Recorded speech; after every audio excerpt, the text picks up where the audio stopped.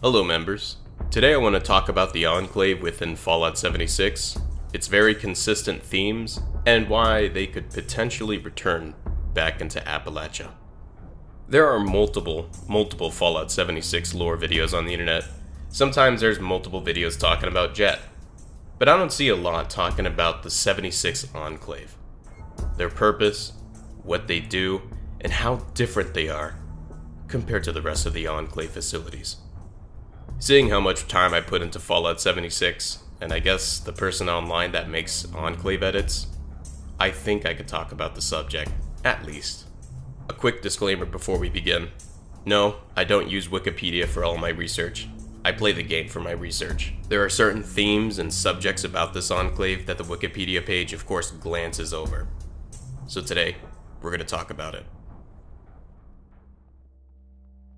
I guess the first thing to talk about when starting off this video is how different Eckhart's Enclave is compared to the rest of the Enclave facilities. We have the presidential oil rig, soaring across the desert in big vertebrates which nobody's ever seen in the desert, huge abominations such as Frank Horgan, and plans to release a strain that would kill off the entire world. I think these guys are suited for war. And we also have Raven Rock, with a power armor production line, plasma weaponry research, Tesla coil research. I think these guys are also for war. The only thing that the 76 Enclave has is the nuclear armament. But other than that, they don't even have the resources to wage war. If you look inside of the White Springs bunker, they literally state that they don't even have the resources. I think that this Enclave facility's purpose is mostly with scouts, spies, infiltrators, and assassins. Assassin's really easy, as a couple members were actually sent to assassinate Blackwell while hiding in the Free States crowd. There's a lot of speculation about Fishbones in the Raider group, and of course Samuel from Foundation being a bunch of spies. Fishbones is a raider from Crater that was sent to the Ohio River.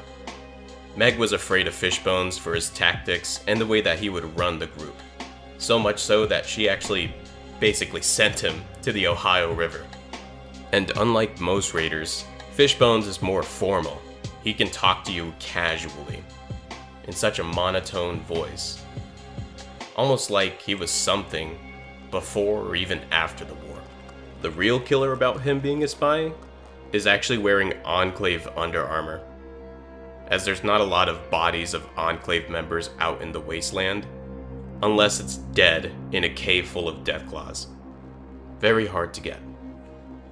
And then there's Samuel, saying that he's a vault dweller, yet he's always wearing vault tech gear. Fans have always speculated about the guy being a Chinese spy or an Enclave member.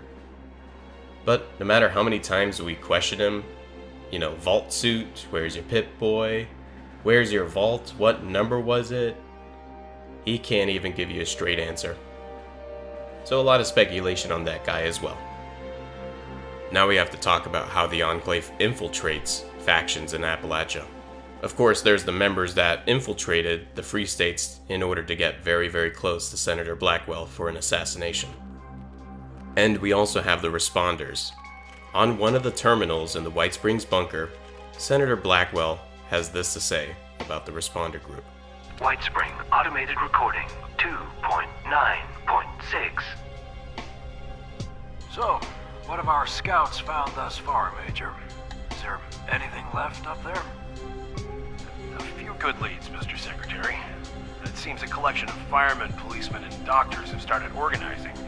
They're calling themselves the Responders. We believe there may be some strong candidates among the group for acquisition. Do you think they'll come willingly? Most likely not, but Dr. Norris says he's been making progress on his reprogramming regimen. We're not going to be able to torture our way back to supremacy, Major. No, sir. That's why I think these other two leads are so promising. It's always been apparent that the Enclave always wanted to do something with the responder group in terms of making him into the new Enclave. So seeing the new DLC out with the pit, it's very obvious on what they're trying to do. After talking about this, you might look at me and be like, hey, why won't they just get a bunch of power armor and just deal with the issue? Well, For that, we have to talk about the common foot soldier within their own groups. So let's talk about it. The common Enclave soldier in Appalachia is equipped with exclusive scout armor sets. These sets are only found in 76, and no other records of its existence is even mentioned in any other titles. This armor set looks very flimsy when compared to the X series of power armor. I don't think this suit was made for full combat capabilities. I believe it was made for what the name implies. Well, scout armor. Look, there are 3 different variants to prove my point.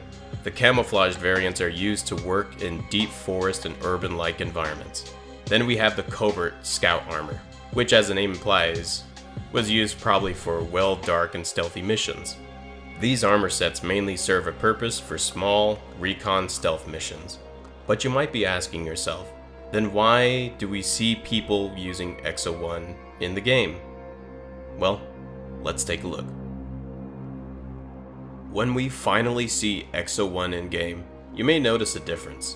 Either that be its looks, the lack that we see in game, or even its stats. I find this change in-game very lore-friendly and very well suited for the timeline. After completing the Enclave questline, you can grab schematics for a new variant of armor, something nobody in the bunker has even created yet. You may be asking yourself, again, well, why do we see X01 in the background in the same room that we get the schematics? More than likely, they built the shell for a better picture of the finished product. Once you become the first person in Appalachia to create X01 prototype armor, you may notice something's a little different about it. You see it's really exposed, you see circuitry, you see wiring, and hey, there's prototype paint, and wow, look at that mask. It's really exposed. This has a really good explanation towards this. As in Fallout 4, whenever you mod your armor, you're able to put different paints over it. You're able to put different layers over your armor. Some have better resistance against explosions, or maybe even energy weapons, or even just projectiles and endeavor, you know? So, when we see the X01 prototype in-game, it looks nude, it looks naked. That's because it doesn't have its paint, it doesn't have its protection over it. Which is why it's way worse compared to something in Fallout 4's X01. The reason why we don't see it in Eckhart's Enclave is because it wasn't even finished yet. We just built the prototype. Modus would actually send a copy to the oil rig, where the project would continue until the events of Fallout 2. This part of the video is a little short, but spoilers ahead if you haven't finished the Brotherhood questline yet. During the questline, like you normally would, you, Night Shin, and Paladin Romani will enter a destroyed Enclave facility, named Site J. In this facility, you may find remains of a Zayton alien and some blood on the table. Now, this place was an Enclave research facility, where they sent people outside in search of weird specimens of the outside devastation. Crazy that they tracked down this alien, but you know what else is searching for Zayton aliens as well? Yes. The random men in black. Nobody knows what secret organization they came from, but there's very little on the table to speculate about, as most secret organizations in the Fallout series just fall back to the Enclave again. It's always strange that these agents only appear when they know that there's alien activity in Appalachia. Almost like they get a heads up on the damn thing. Let's talk about the name of the facility. Facility Site J. Makes you think, where's the rest of the alphabet? You know, like where's Site A, B, C, D, and so on? Just how many of these facilities are on American soil? Let's talk about what the Enclave is currently doing, and things that we can speculate about. Currently, the Enclave's AI Modus doesn't care much about the Brotherhood of Steel, but he definitely has his sights on the Responders. As of this time of the game's events, the Responders are currently holding a refuge in the White Springs Resort, where secretive management and its hosts are at open arms. It's really obvious that the Enclave are taking advantage of the Responders, but they may also be taking advantage of the Fanatics as well. This is the biggest tinfoil hat you'll ever see on this channel. The Fanatics somehow got their firepower and plenty of power armor out of thin air and took over most of the pit. So much so that it even drove out the Hellcats. Another thing that got my attention was the fanatic manhunters. How on earth did these guys get Enclave covert scout gear and miniguns? Well, in lore, the fanatics were nothing but a worthless group, until one day a mysterious leader came along. This leader united them into a powerhouse and ordered strategic attacks. Here is the real kicker though. Nobody within the fanatics has ever seen the leader. I'm willing to bet it's the Enclave. Maybe Modus, maybe Orlando, or maybe somebody new in the picture. But you may be asking yourself, why? Listen, the Enclave of Appalachia are puppeteers.